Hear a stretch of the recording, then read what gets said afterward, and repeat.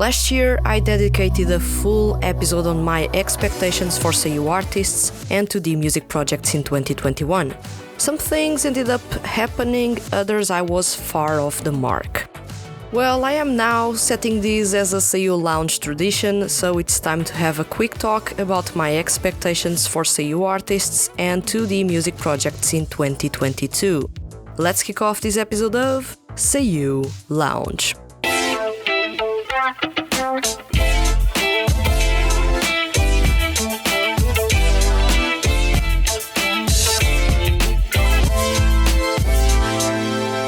Welcome to Seiyu Lounge, I am your host Vanessa, and today's topic is 5 expectations for male Seiyu and 2D music projects in 2022.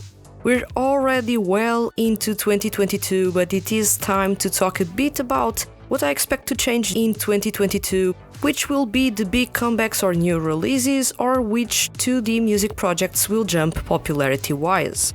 Attention that from this point on, everything I will be saying in this episode, unless it is previously released singles or albums, are just predictions or expectations of mine. None of these are confirmed, nor do I have sources indicating that any of these things will happen. And of course, like I told you on episode 29, let's check what happened to my predictions for 2021. I reckon many did not come true, but nonetheless, let's start talking about my 5 expectations for 2022. International live streaming to be a common part of Seiyu artists or 2D music projects' live events. This is something you and I have been talking about for quite a long time at Seiyu Lounge. After the awful 2020 with its disruptive pandemic that stopped everything worldwide, in Japan, Seiyu artists and 2D music projects tried to think outside of the box, and instead of focusing solely on their domestic fans, they turned their eyes to their international fans. That came in the way of YouTube channels, music available on streaming platforms worldwide, and even live streaming of old live shows and events, all available for free to everyone. In 2020, Argonavis from Bang Dream franchise started the trend of the sound-only live shows, and Mamoru Miyano held the very first worldwide live stream of a live show. In 2021, and carrying over from those innovations, you had more Seiyu trying to check if it is really worth turning to their international fanbase by making live shows available for live stream internationally. However, the Seiyu artists that tried these were few. Myoirinu, Shota Aoi, Makoto Furukawa, Soma Saito, Mamoru Miyano, and Gakto Kajiwara. And among those, only Mamoru Miyano and Gakto Kajiwara really had live streams that you can genuinely say that were held worldwide. So that was a small development that I was not expecting. Yes, Miyano would continue to do this because he noticed how many fans tuned in for his first worldwide live stream in 2020. However, other Seiyu artists have never made an effort to include international fans and barely trailed any path towards including them. It starts with the social media management of their artist accounts.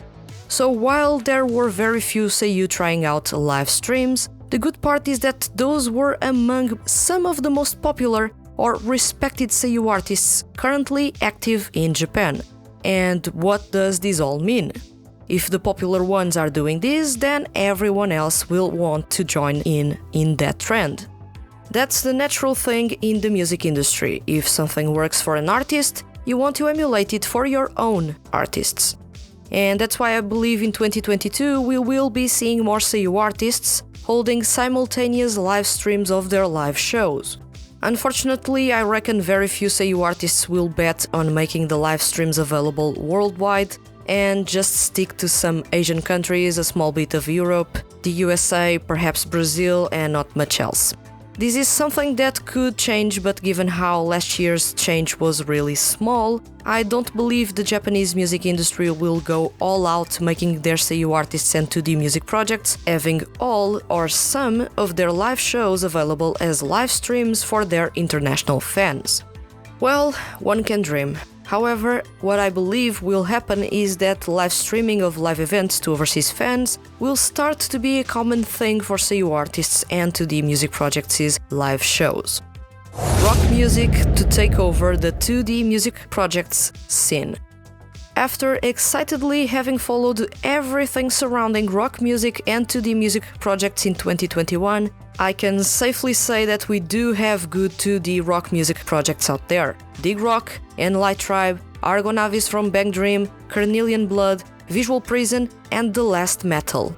All these projects showed that the 2D music industry is trying to even the field a little bit. Bring out the excitement, the quality, and power of rock music to the spotlight. As a fan of rock music, this is a dream. Really, I never expected that there would be so many 2D rock music projects active at the same time, and with many people invested in all or some of those, and that all would have a high quality. Seeing how rock projects have jumped to the spotlight in 2021 and how well received some were and some continue to be, I am expecting rock music to become the trend of 2022. Of course, I do fully know that this is almost an impossible thing to happen because, let's be honest, almost everyone likes pop music. But still, if last year was unexpected, with plenty of new 2D rock music projects joining in, who knows what will happen in 2022? More live-action music videos for 2D music projects. One thing you may have noticed in 2021 is that there was an unusual number of live-action music videos for 2D music projects. You have Erosion doing that for quite some time, then The Last Metal and, in a way, Visual Prison joining in the trend. I am pretty okay with this. Actually, I love this and I'd love for it to become a real trend. Some fans will say that they do not care about the voice actors and prefer music videos with the 2D characters. Well, I can understand you to some degree, however, why can't we have both? Not everyone follows 2D music projects because of the characters. For example, I follow only the music projects or 2D groups that have music that I genuinely enjoy. I don't really care much about the characters nor the setting or story. If the music is good, that's all I really need. If any of my favorite seiyuu happen to be in those projects, that's a big plus for me. Like me, there are thousands of people that do not care about the characters as long as the music is good. And then there's a big chunk of people that only check 2D music projects in which their favorite voice actors are cast in. So yeah, there are all kinds of fans of 2D music out there. And live-action music videos arrive to cater to a very specific part of the fanbase.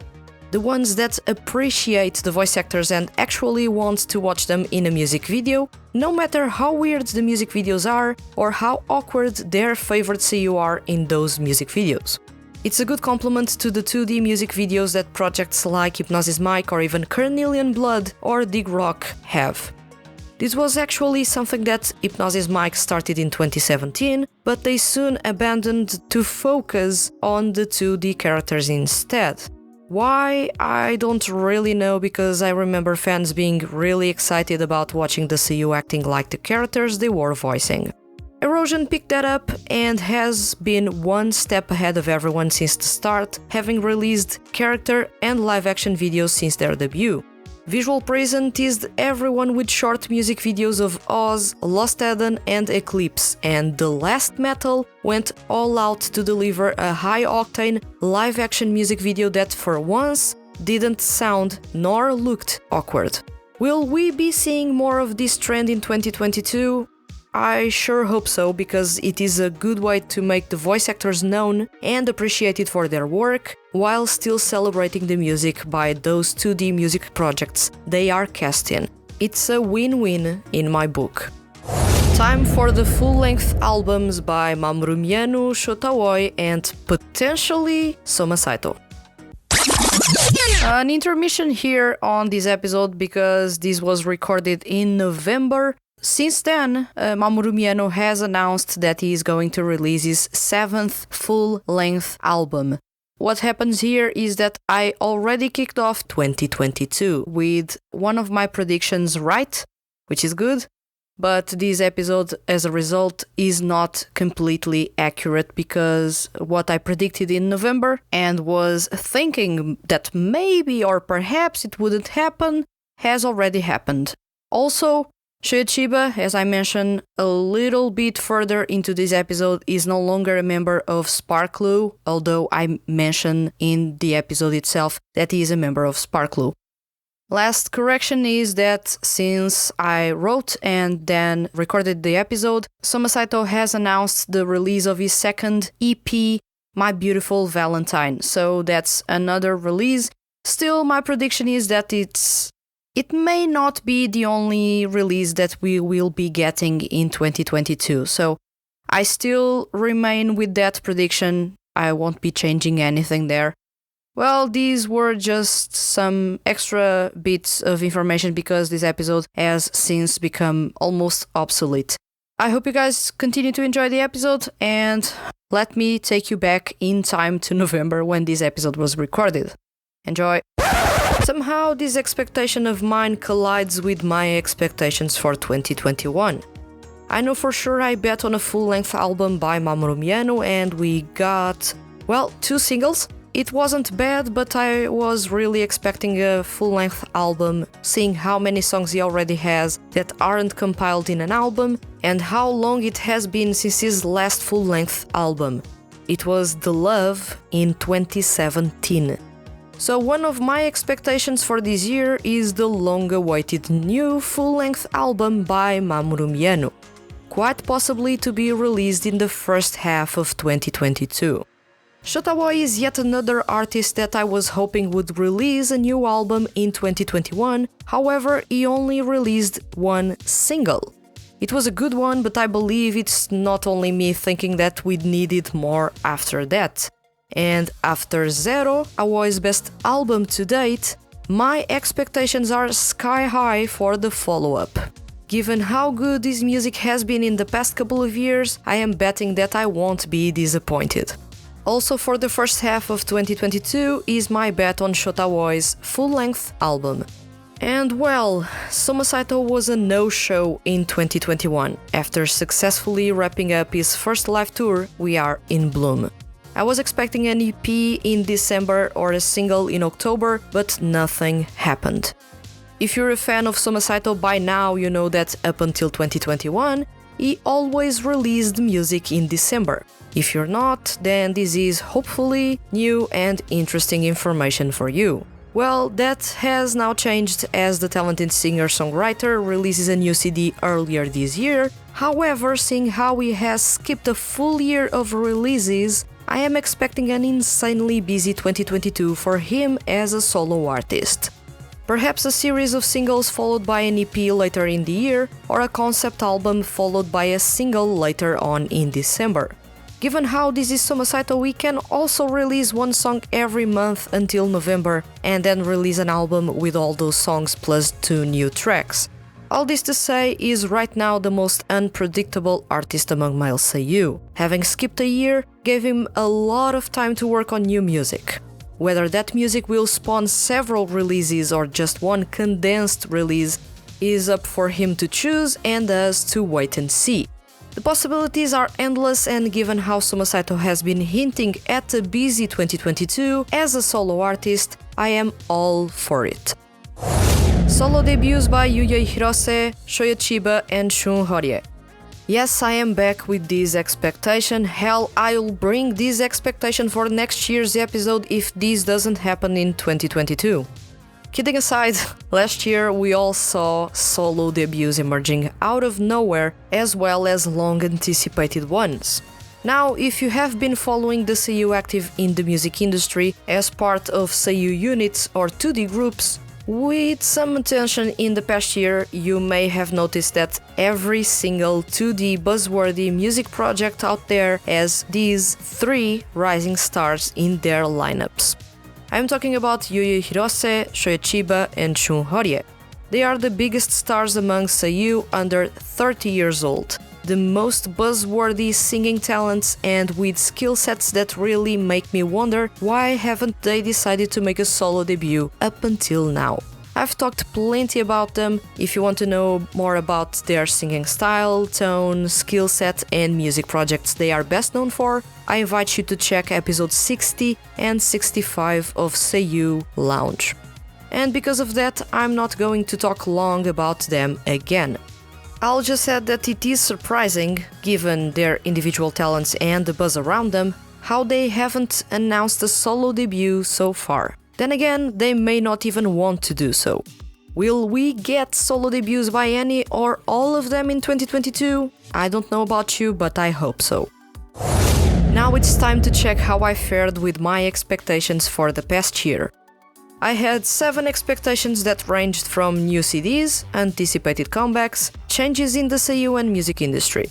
Let's have a quick run through them. Full-length albums by Mamoru Miyano, Yumu Uchida, Shota Oi, Shunichi Toki, and Old Codex. Well, Yumu Uchida released an impressive second full-length album, Equal, but that's about it. Yep, I missed the mark on this one. The intricate singer-songwriters or lyricists will be back, Soma Saito with an EP and single, and Makoto Furukawa with a new single. Out of both, only Makoto Furukawa was active, releasing his first mini-album, Room of No Name. It was awesome and beyond anything I had expected. Soma Saito was a no-show in 2021, so I missed that one. Trignal making a big comeback. I remember saying that this was a crazy prediction, and it really was. However, we did get one of their members making a solo debut, Takuya Guchi. Does this count? Nah. Also missed this one.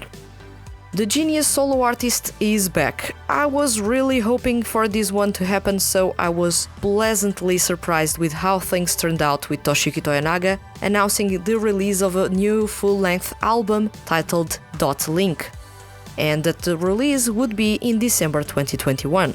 I nailed this one. Hyuya Hirose to make a solo debut, alternatively Shoya Chiba, Shun Horie, or Yoshiki Nakajima. You and I already know that didn't happen. Instead, we got Takuya Guchi, Daiki Yamashita, and Takuma Nagatsuka. It wasn't necessarily a good trade-off, but still interesting solo debuts. Live tours events to have a live streaming component from now on. We saw a bit of this in 2021, but I wouldn't say live streaming of live tours or events was common. It was present for some shows, very specific artists, and 2D music projects. Like I mentioned a couple of minutes ago, I do hope it is normalized in 2022. The resurgence of rock music in 2D music projects. So glad this came to fruition. In 2021, rock music was indeed in the spotlight, and I loved every minute of it. Hopefully, there is more in 2022. 2D music groups focusing on having a unique sound, and 2D franchises to have fewer groups in the lineup. I got half of this right. 2D music groups were indeed focusing on a unique sound in 2021. Dear Vocalist kept experimenting with rock's subgenres and electronica, Tokyo Color Sonic was all about its hybrid sound, and Perfection Noise bet a lot into crafting a sound no other 2D music project has. Gamdoll also had an interesting mix of pop and hip-hop, and to some extent, Live Us even has R&B and K-pop. Visual Prison was there with an intense rock sound that channels some Visual Kei vibes. Argonavis from Bang Dreams bands Phantom Iris, Gyroaxia, Fujin Rising, and Epsilon Phi all have a unique sound. At the same time, we did not see 2D music franchises betting on smaller lineups. Aside from Gamdoll vs Ambivalence, Perfection Noise, and The Last Metal, that have managed to stick to only one group, or even Dig Rock and Visual Prison that are steady at 3 groups. All other projects focused on having a lot of groups to cater to different types of fans, yet not adding anything new to the 2D music panorama. I got 2 out of the 7 expectations right. Not bad given how unpredictable 2021 was going to be.